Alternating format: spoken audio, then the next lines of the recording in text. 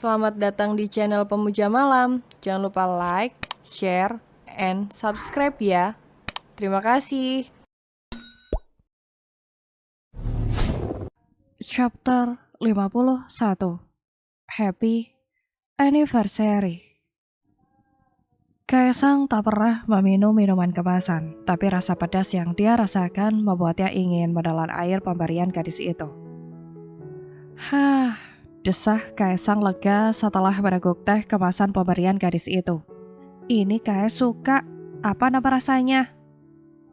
Manis. Wah, Kais menyukainya. Ini rasanya seperti senyum kakak.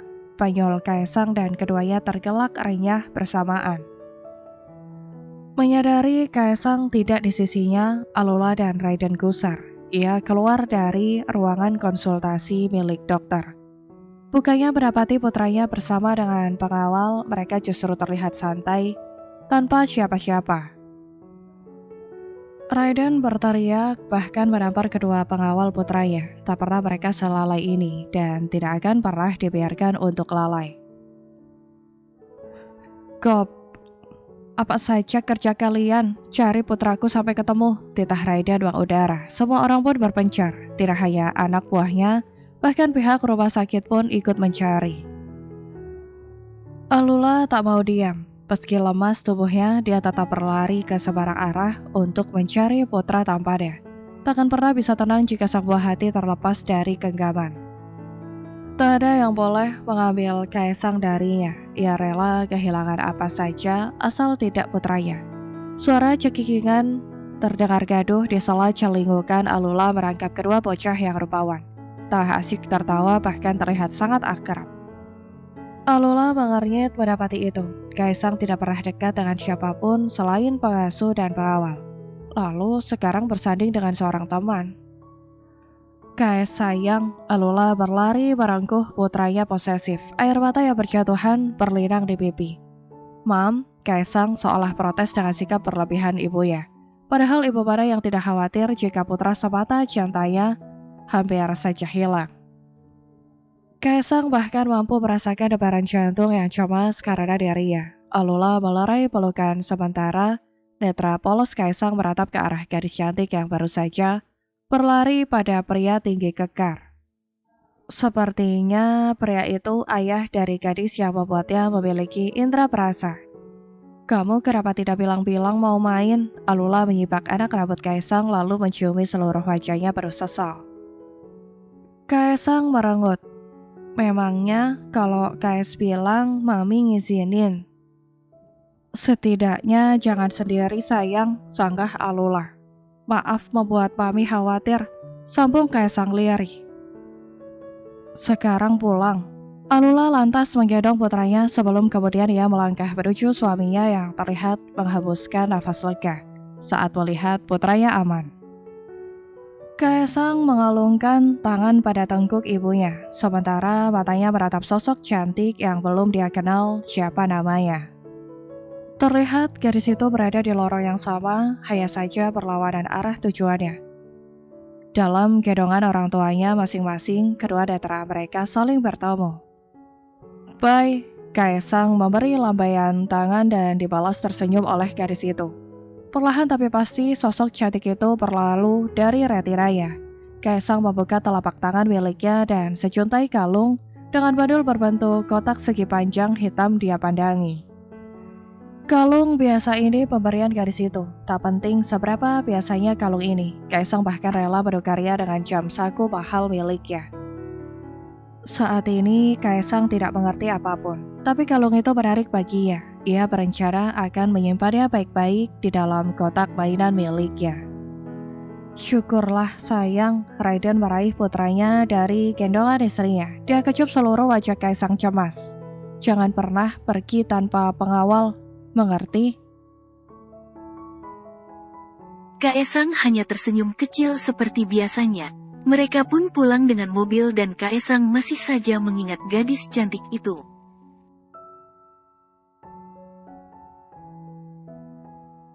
Padahal, seringkali dia melupakan siapa saja yang dia temui jika sudah lewat dari 1 jam. Entah kenapa, gadis asing itu terus terngiang dalam pikirannya.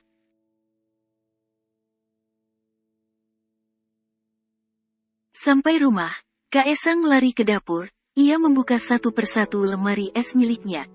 Ada minuman kemasan yang sama persis seperti yang beberapa saat lalu dia minum.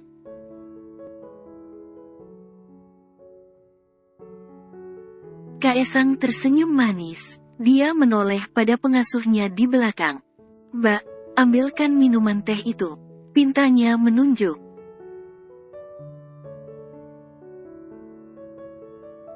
"Loh, itu minuman bukan untuk tuan muda. Minuman itu terlalu banyak pengawetnya. Orang dewasa yang boleh, itu pun tidak dianjurkan loh."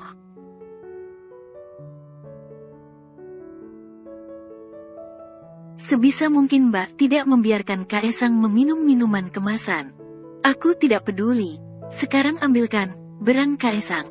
Dia terus memaksa bahkan memukuli Mbak pengasuhnya.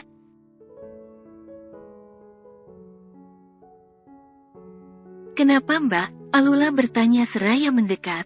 "Tuan muda mau minum teh manis nyonya."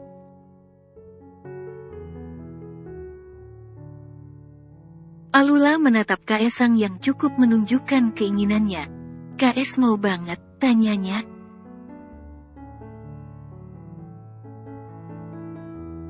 "Tentu saja.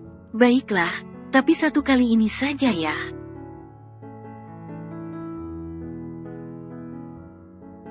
Iya, Kaesang mengangguk meskipun kata warning itu tidak mungkin ia turuti. Jika seenak itu, kenapa harus sekali saja?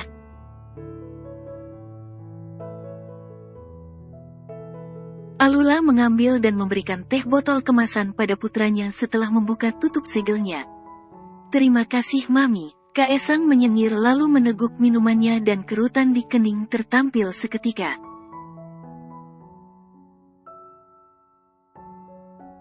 "Kenapa rasanya tidak manis?" Kaesang mengamati sekali lagi botol tersebut. Dilihat dari sudut manapun, ini kemasan yang sama, tapi kenapa rasanya berbeda?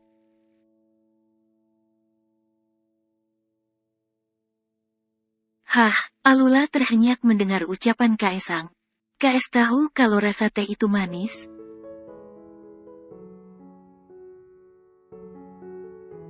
Kaesang bungkam sambil menggeleng dengan pertanyaan yang bertengger di otaknya. Apa hanya sekali dalam seumur hidup dia bisa merasakan manisnya teh kemasan?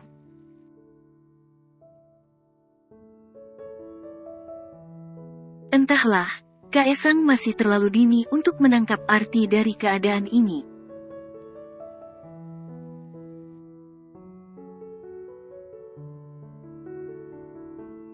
Di tempat lain, Abi dan Carlina sudah berada di dalam ruangan VIP restoran mewah berjenis fine dining. Area romantis sengaja Arga pesan agar supaya ibu dan ayahnya kembali bersama, bernostalgia.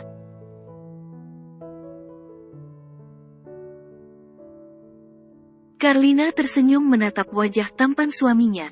Minggu lalu Arga memberitahu dirinya tentang donor hati yang Abimanyu berikan padanya.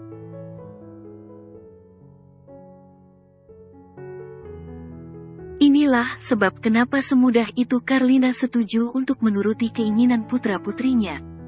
Selain daripada rindu, Carlina juga ingin mengucapkan terima kasih yang tidak akan pernah bisa menutupi jasa Abimanyu untuk hidupnya.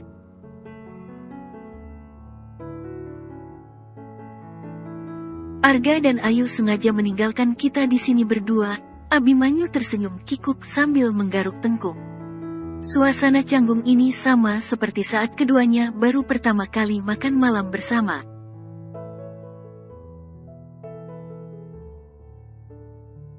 "Tidak apa, lagi pula ada yang mau aku sampaikan Mas," ujar Carlina.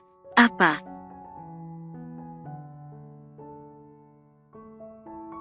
Carlina meraih tangan Abimanyu yang tersenyum menatapnya lekat. "Terima kasih atas donor hatimu."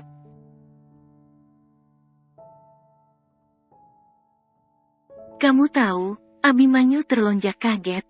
Ini masih ingin dia rahasiakan. Arga yang memberitahu.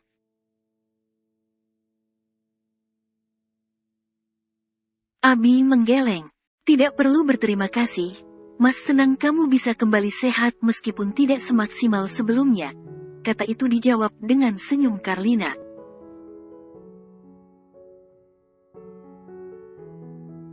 Lin, setelah cukup lama terdiam, kembali Karlina mendengar panggilan suaminya. Iya.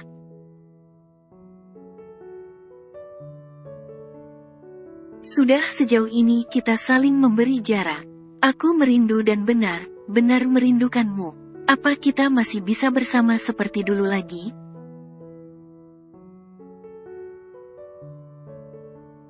Karlina tersenyum. Mungkin bisa, meski tidak akan merubah apapun.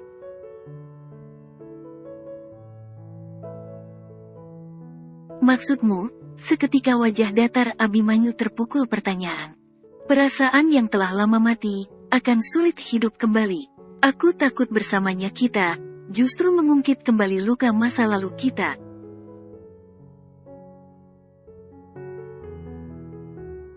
Lebih baik seperti ini, kita berjauhan tanpa saling menyakiti lagi, Mas. Lirih Karlina menjelaskan. Apa menurutmu, aku tidak pantas dimaafkan, sambung Abi.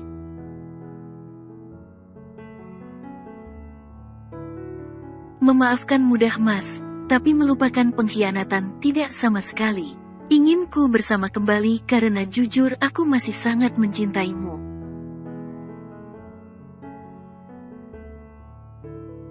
Tapi melihat wajah Mas yang tersenyum seperti beberapa saat yang lalu, aku terus mengingat saat Mas menduakanku dan memberikan senyuman itu untuk maduku.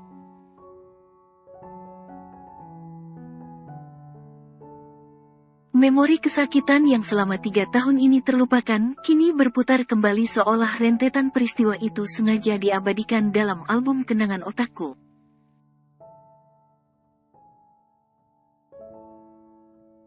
Karlina menggenggam tangan suaminya penuh tekanan. Aku tidak bisa menerima rujukmu.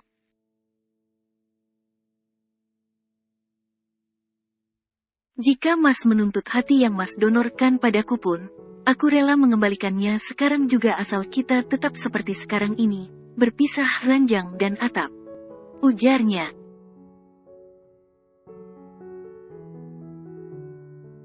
Abimanyu terenyuh. Ada yang mengintip jernih di sudut netranya. Ditolak cinta oleh istri pertama, rasanya seperti terjatuh dari ketinggian 6.000 meter.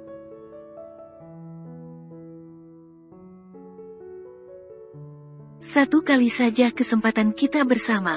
Apa tidak cukup 3 tahun kamu mengacuhkan aku? Rengek lelaki itu menghibah.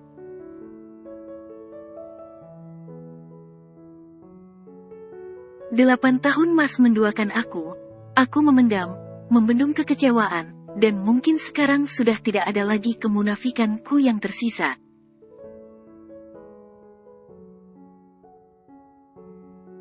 Aku sudah benar tidak lagi menginginkan kebersamaan kita," kata Karlina.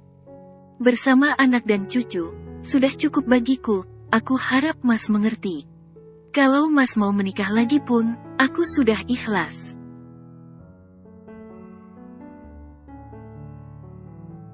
Abimanyu menggeleng. "Ini baru 3 tahun kan? 5 tahun atau bahkan 10 tahun lagi pun akan aku tunggu sampai kamu mau kembali ke rumah utama kita," lirihnya pilu.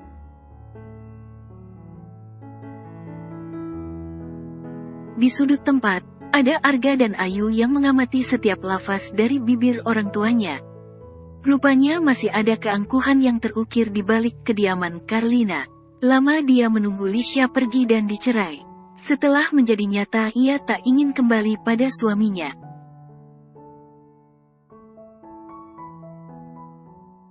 Bukan karena dendam, hanya saja, perbuatan Abimanyu terlalu picik bagi Karlina.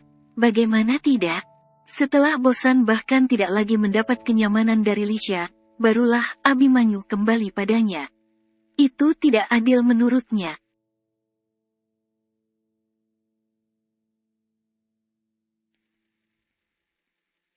Seharian ini Alula dan Kaesang hanya tiduran di atas ranjang. Pagi tadi Raiden pergi seperti biasanya. Lalu tiada kabar lagi setelah itu.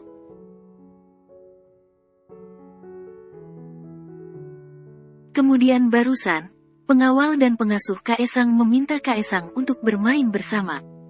Alula justru mendapat undangan dari suaminya untuk masuk ke dalam kamar yang telah lama tak terpakai.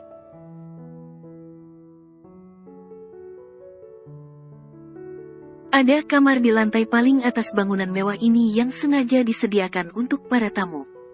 Alula lama tidak menaiki lantai tersebut saking tidak adanya kegiatan yang mengharuskan dia ke tempat itu.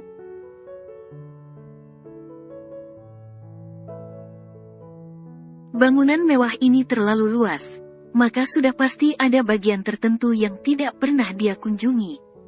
Alula dan Kaesang hanya berjalan di sekitar lantai 1 dan 2 saja, selebihnya hanya dilalui pegawai mereka.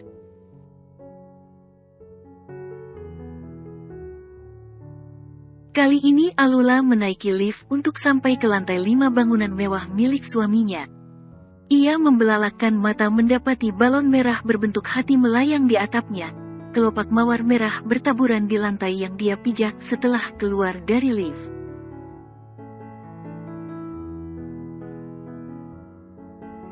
Dia melenggang pandangan kepada balkon yang luas di sana, kemudian melangkah menujunya. Kaca transparan membuat Alula leluasa melihat suasana luar.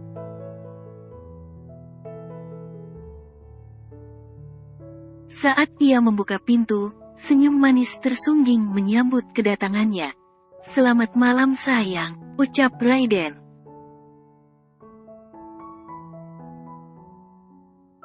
"Apa ini?" Alula mengedar pandangan. Tempat ini sudah lengkap dengan suasana romantis. Ada lilin aromaterapi panjang di atas meja makan bulat.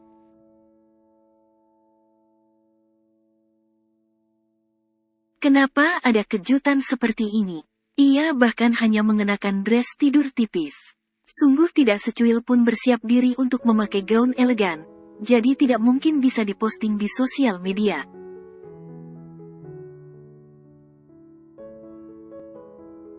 "Papi curang," merengutnya. Satu buket bunga daisy tersodor di hadapan tubuhnya.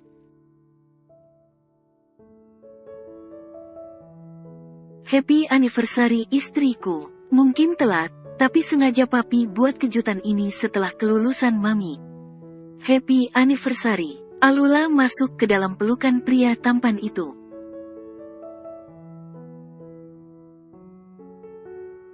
"4 tahun bersama, tak pernah ada yang berubah. Semuanya terasa sama, kehangatan, ketampanan, bahkan perlakuan posesif suaminya.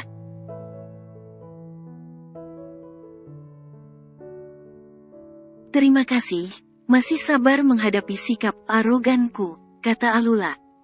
"Itu bagian dari kegemaran suamimu, sikap transparanmu, yang membuat hubungan kita lebih berwarna," sambung Raiden.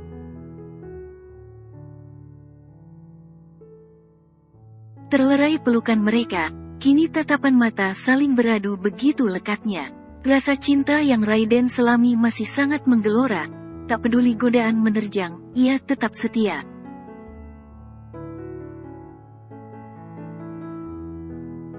Entah siapa yang memulainya, bibir mereka saling memagut begitu kasar. Tangan besarnya merangkum kedua pipi mungil itu. Bukan lagi kelembutan, mereka menyukai permainan yang liar.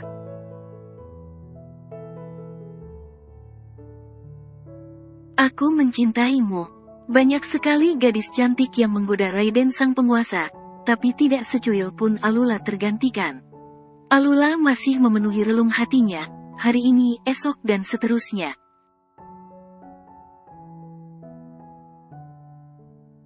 Kecupan manis berlabuh pada kening Alula.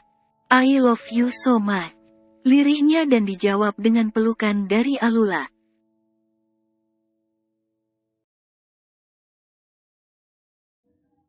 Judul Terjebak Jadi Istri Pengganti sudah tamat ya. Terima kasih.